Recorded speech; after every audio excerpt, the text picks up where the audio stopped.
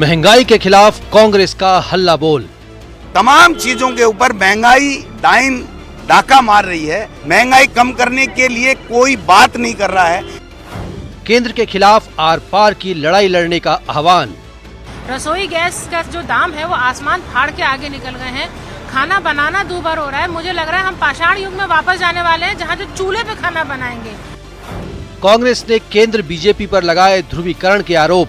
राजस्थान में कांग्रेस की सरकार को बदनाम करने की चेष्टा करो और वहां पर धार्मिक उन्माद फैलाने का काम करो। मैं समझता हूं कि इससे देश का भला नहीं होने वाला है।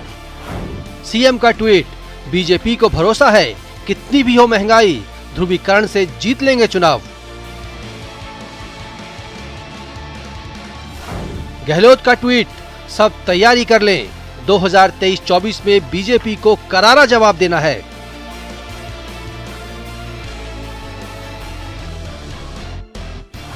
राजेंद्र राठौड़ ने कांग्रेस की महंगाई रैली को बताया ढकोसला। अपनी विफलता पर ध्यान बटाने के लिए सरकार ये अपने प्रयोजित लोगों से और नरेगा से कुछ लोगों को लाकर महंगाई विरोध में रैली करने का ढकोसला करते हैं। गुलाब चंद कटारिया ने कहा, महंगाई के खिलाफ कांग्रेस का धरना, सरकार की फेस सेविंग।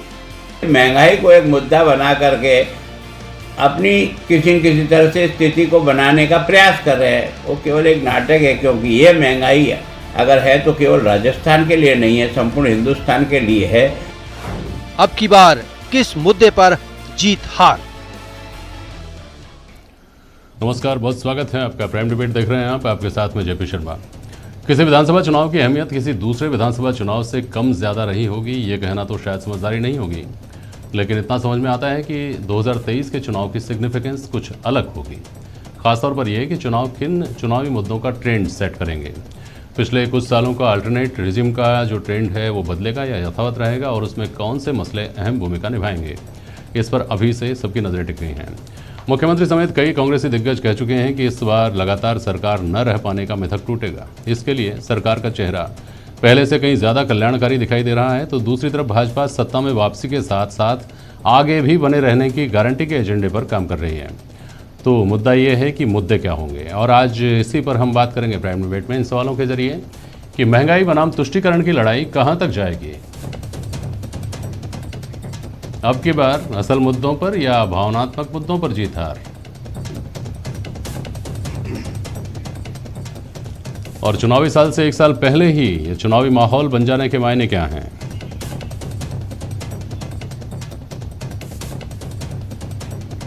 भाजपा प्रवक्ता अमित गोयल साहब हमारे साथ हैं, राजेंद्र मेघवाल जी हैं कांग्रेस के प्रवक्ता, और एसपी मित्तल साहब हमारे साथ जुड़े हुए हैं, वरिष्ठ पत्रकार। बहुत स्वागत है आप सभी का। अमित जी, कांग्रेस की तरफ से कहा गया कि आपने जो सत्ता में आप आए थे तो आपने कहा था कि सिलेंडर को नमस्कार करके जाइए, वो आपको आपका वोट सही जगह डालने में मदद करेगा, ये नमस्कार जो है। अब अगर कांग्रेस यही बात कहती है तो कांग्रेस की अपील क्यों असर नहीं करेगी। अमित जी, देखिए, आज मैंने कांग्रेस के कई वक्ताओं को सुना। जब आज कांग्रेस की जो रैली थी जिसमें लोग नहीं थे, लेकिन सुना, सारे पदाधिकारियों ने भाषण दिए, मंत्रियों ने भाषण दिए, उन्होंने पेट्रोल डीजल के मुद्दे को विशेष रूप से उठाया है जी।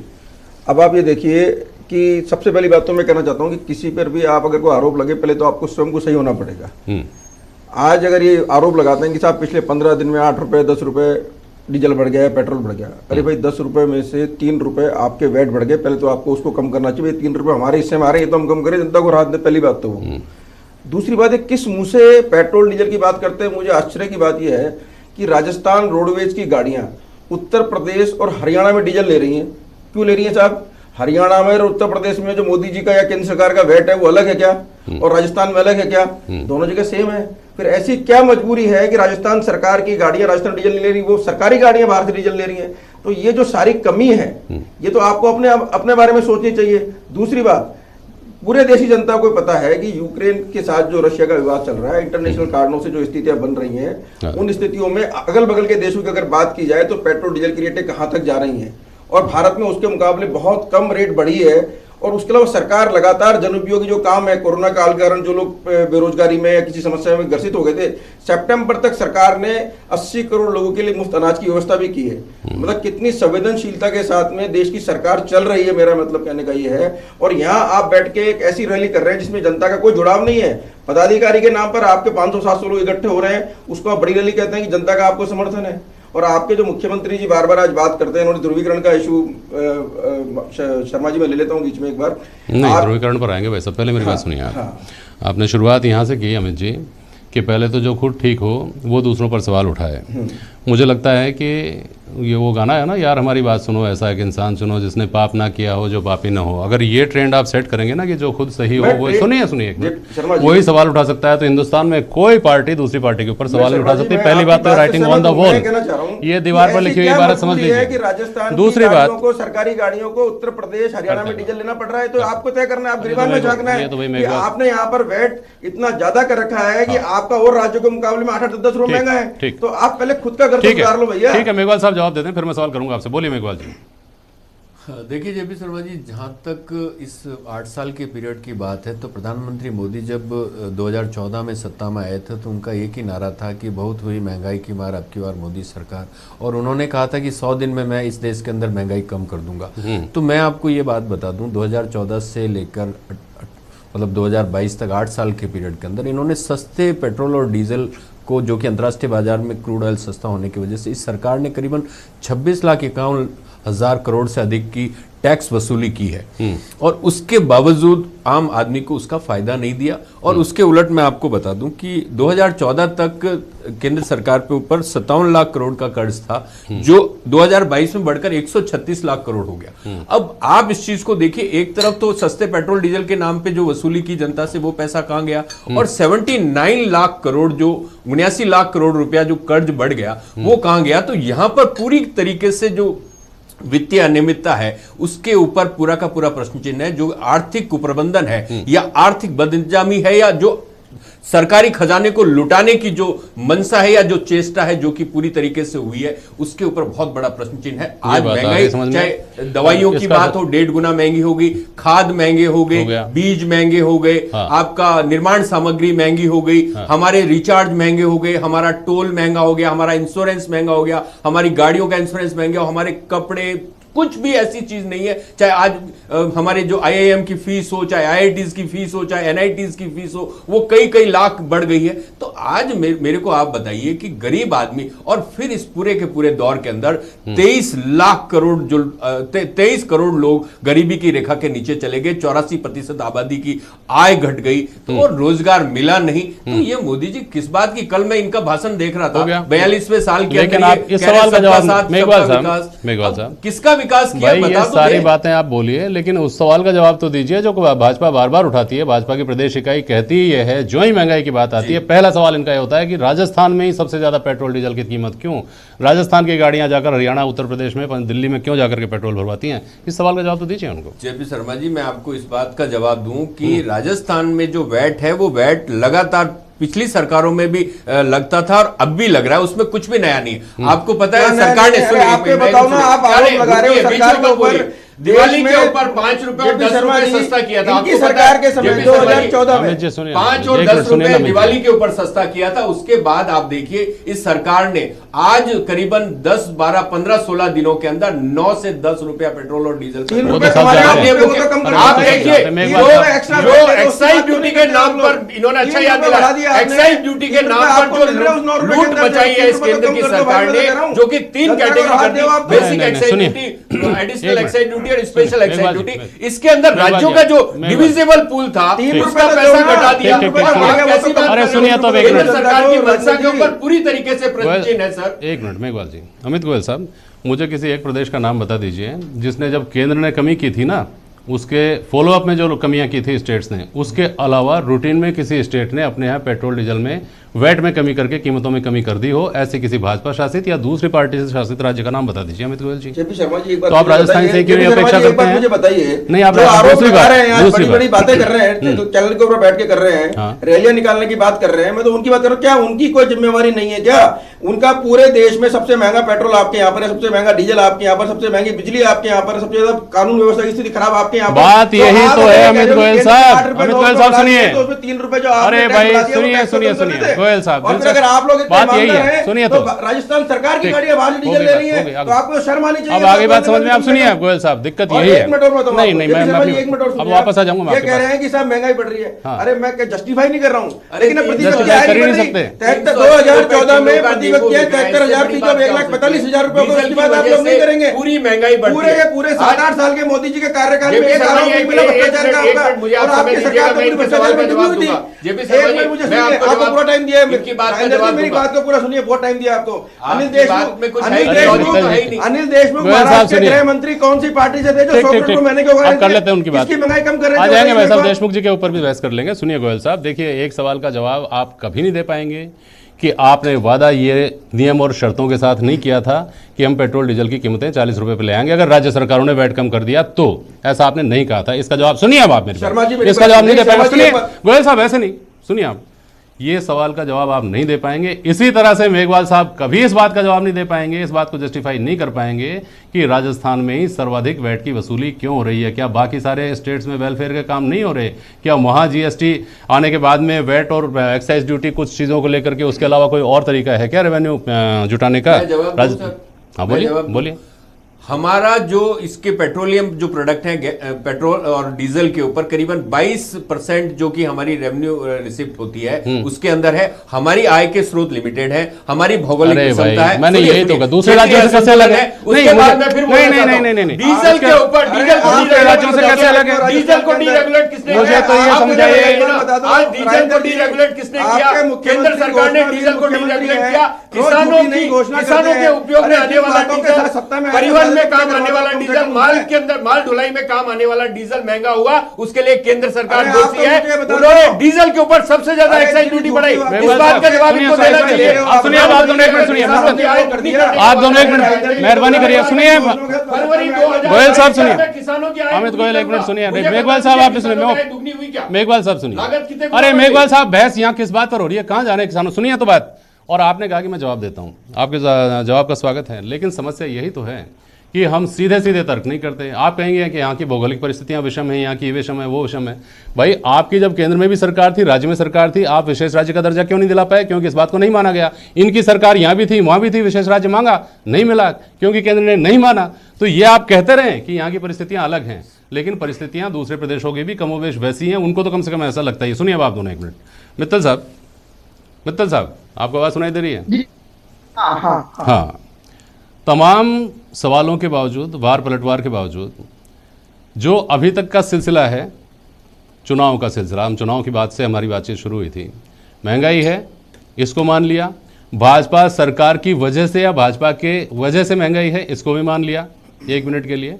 बाकी इनकी आपस की लड़ाई है ये तो। लेकिन उसके बावजूद बीजेपी जो लगातार चुनाव जीतती आ रही है, चिंता तो इस बात की होनी चाहिए ना मित्तल साहब?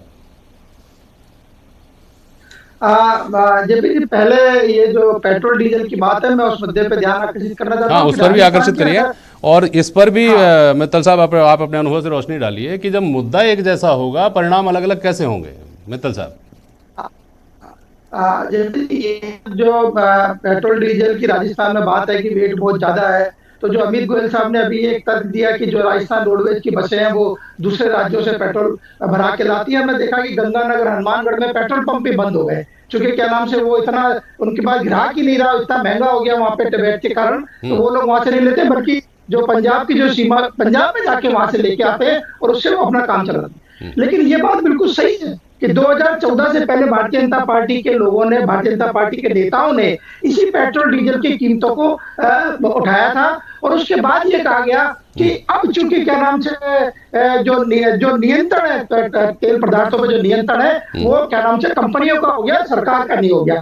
तो मैं इसका जवाब देना चाहता हूं कि 1 मार्च को जब उत्तर प्रदेश और 5 राज्यों के अंदर चुनाव हो रहे थे, तब जो एक बैरल जो तेल का भाव था, एक मार्च का मैं बता रहा हूँ, $111 का था एक बैरल, और अभी आज की तारीख में $97 का एक बैरल है। अब मैं भारतीय जनता पार्टी के नेता इस बात को समझाएं कि आखिर में जब आपका नियंत्रण नहीं है, सरकार ये कहती है कि हमारा नियंत्रण नहीं है, तेल कंपनियों का नियंत्रण है, तो 1 मार्च को जब इसमें चुनाव हो रहे थे, तब जब क्या नाम से $111 का भाव था, तब देश में पेट्रोल और डीजल की कीमतें ₹100 के आसपास थी, और आज जब 97 क्या नाम से डॉलर का बैरल आपको मिल रहा है, तो 117-18 रुपए हो रही है। इसका मतलब मेरा ये कहना है कि सरकार का नियंत्रण तो होता है और चुनाव का इस पर असर पड़ता है। ये बात का यदि मान लो अमित गोयल साहब इस जवाब दे सके तो बहुत अच्छी बात होगी। दूसरा जो एक मिनट मित्तल साहब, आपको रोक दूं क्या? मैं गोयल साहब से जवाब ले लूं अगर इस पर कुछ बोलना चाहें। बोलिए गोयल साहब। देखिए, मैं एक बात कहना चाह रहा हूँ, केंद्र सरकार ने स्पष्ट रूप से जो कहा है वो मित्तल साहब ने भी दोहराया है। अब एक बात बताइए मेरे को, उत्तर प्रदेश चुनाव के परिणाम के 15 दिन तक कोई पेट्रोल डीजल की रेट नहीं बढ़ी, अगले दिन भी बढ़ सकती थी, चुनाव परिणाम तो आई। क्या तर्क, वाह क्या बात है। पेट्रोल डीजल कंपनियों का विवेक 140 दिन तक नहीं बढ़ी और 15 दिन चुनाव के 15 दिन बाद भाई इतनी समझदारी, ये समझदारी भी नहीं होगी क्या? तो ये आप मुझे बता दीजिए, अगर सरकार की मंशा कि चुनाव हो जाए, परिणाम आ जाए, अगले ही दिन परिणाम के बाद में 15 दिन बाद वृद्धि हुई है। अच्छा, 15 दिन तक नहीं हुई। देखिए, अरे गजब मासूमियत है भाई। अगर आपको अगर चुनाव से संबंध होता तो अगले दिन कीमत बढ़ जानी चाहिए। हाँ वही तो, बिल्कुल, अगर चुनाव से संबंध होता तो अगले दिन बढ़ जाने चाहिए थे। आप जो कह रहे हो उसका तो बिल्कुल जवाब यही होना चाहिए। अगर आप कह रहे हैं चुनाव से तो वोटिंग के अगले दिन बढ़ जाने चाहिए, तो वोटिंग तो, अरे भाई आपकी पार्टी के प्रवक्ता लगातार ये बात बोलते हैं, पेट्रोल कंपनियां, सुनिए एक मिनट सुनिए गोयल साहब, सुना भी करिए। आपकी पार्टी के प्रवक्ता ये बोलते हैं गोयल साहब बार बार जब भी कोई बहस होती है तब, कि पेट्रोल कंपनियों के हवाले कर दिया और यूपीए सरकार करके गई थी। भाई हमने तो पेट्रोल कंपनियों को नहीं दिए थे वोट मांगने आप आए थे, उन पर हमारा नियंत्रण नहीं है, उन पर आपका नियंत्रण है, लेकिन आप पर हमारा नियंत्रण है ना, हमारा मतलब आम आदमी का नियंत्रण है ना, तो हम तो आप ही का दरवाजा खटखटाएंगे। एक बात मुझे पेट्रोल कंपनियों की बात कैसे कर सकते हैं? ये पेट्रोल डीजल का मुद्दा क्या इन 5 राज्यों के चुनाव से पहले नहीं था? 5 राज्यों के चुनाव में पहले भी था। लेकिन भारत सरकार की जो वेलफेयर की स्कीम चल रही है, चाहे वो कोरोना काल के बाद देश में फ्री वैक्सीनेशन हो, या देश के अंदर गरीबों को मुफ्त अनाज की व्यवस्था हो, इसी के भरोसे चल रही है, समझ में आ गई बात। लेकिन फिर राज्य की योजनाएं कैसे चलेंगी? राज्य का वेट कैसे कम करवाते हो आप? लोगों को इलाज मेघवाल साहब कुछ कहना चाह रहे हैं, एक मिनट सुनिए। सरकार जो अब एक मिनट मेघवाल साहब, सोशल वेलफेयर के काम करी, जनता वोट दे रही है बीजेपी को, जनता चाहती है कि देश का शासन। अरे वोट देना अलग चीज है, उस पर आ जाएंगे। मेघवाल साहब बोलिए।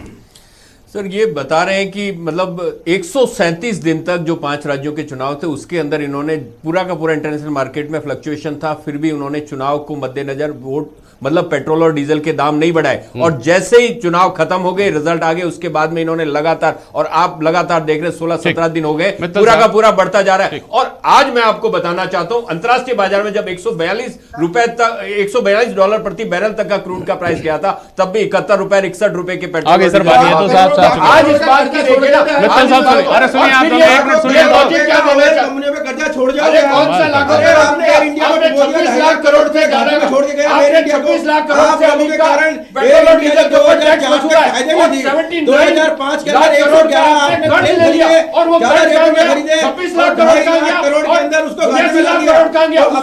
अरे एक मिनट सुनिए तो, सुनिए गोयल साहब प्लीज सुनिए।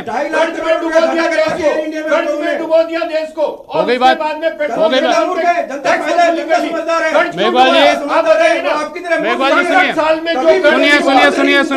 प्लीज सुनिए भाई, आप दोनों अपनी पार्टी की नुमाइंदगी करने आए हैं या अश्योर करके आए हैं कि आज ही चुनाव जीता कर जाएंगे इसी डिबेट के माध्यम से? सुन लीजिए मित्तल साहब, अरे सुनिए आप लोग प्लीज, सुनिए प्लीज मित्तल साहब, अरे गोयल साहब सुनिए ना आप। गोयल साहब आपको समझ में नहीं आया? इतनी बड़ी बात समझ में नहीं आएगी आपको? अपनी पार्टी को गारंटी देकर आएंगे गोयल साहब आज इसी डिबेट से जिता कर जाएंगे? बार बार आपसे प्लीज कितनी बार प्लीज सुनेंगे आप मेरे मुंह से? सुनिए आप प्लीज, सुनिए। अरे गोयल साहब सुनिए, आप सुनिए, अरे आप सुनिए, आप पुराने पैनलिस्ट हैं, आपको बार बार प्लीज कर रहा हूं, समझ में नहीं आता क्या? सुनिए आप दोनों, मित्तल, हाँ करेगी तो जनता फैसला, तो आज ही करवा के जाएंगे क्या जनता से फैसला? इसी डिबेट में करा के जाएंगे क्या? सुनिए मित्तल साहब, जहां से हमारी बात रह गई थी कि देखिए महंगाई का मुद्दा तो है, लेकिन महंगाई का मुद्दा कितना असर चुनाव पर डाल रहा है, इलेक्शनियरिंग पर डाल रहा है, ये देखने वाली बात है ना, महत्वपूर्ण बात। और हमने ये महसूस किया, बात अभी 6 महीने से ही शुरू हो गई थी, पिछले 6 महीने पहले से ही बात होना शुरू हो गई थी कि इस बार राजस्थान में एक क्रम टूटेगा, एक अंतरक्रम नहीं होगा, ये नहीं होगा। उसके बाद से अब आप उदाहरण देखिए कि 1 महीने पहले ओपीएस की बात आई, माहौल कुछ और था, कश्मीर करौली हुआ, माहौल कुछ और हो गया। तो अंततोगत्वा इस बात को लेकर ये तलवार पे धार पर चलने जैसा नहीं है क्या दोनों के लिए कि हम किस मुद्दे पर खड़े रहें, अड़े रहें और लोगों को उससे जोड़े रहें? मित्तल साहब जेपी जी, आज जो मुख्यमंत्री जी ने जो आज बयान दिया, महंगाई की जो रैली निकल रही थी उसमें मुख्यमंत्री जी को भी जाना था, शायद वो किसी कारणवश नहीं जाके गए, ऐन मौके पर उनका कार्यक्रम नष्ट हो गया।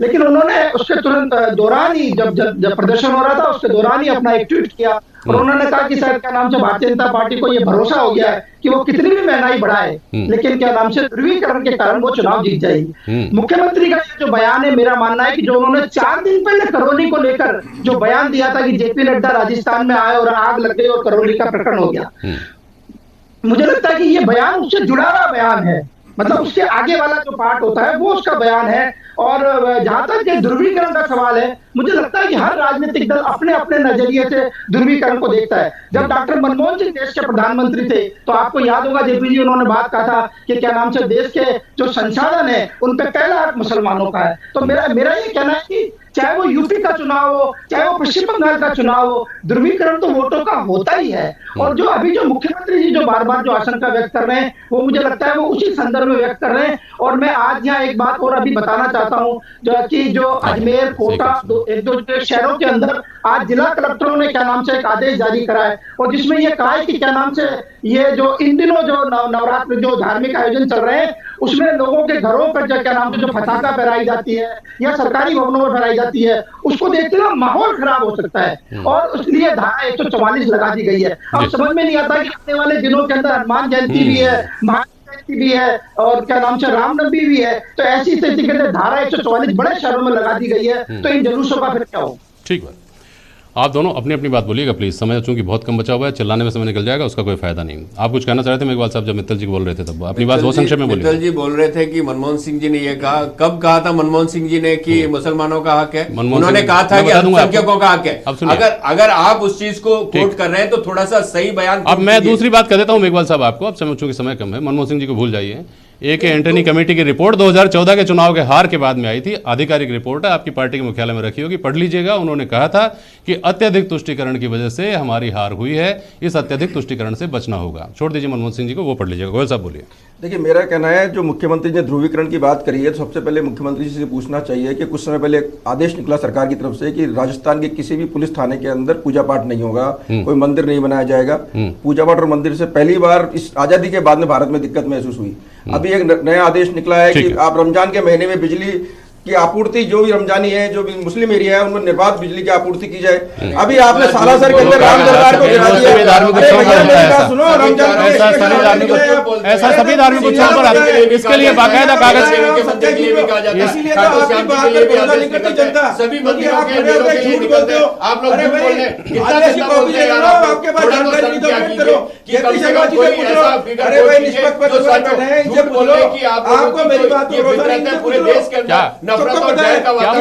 मुझसे। अरे भाई सभी चलिए ठीक है, चुनाव में बहुत समय है लेकिन डिबेट में अब समय खत्म हो चुका है। बहुत शुक्रिया शामिल होने के लिए।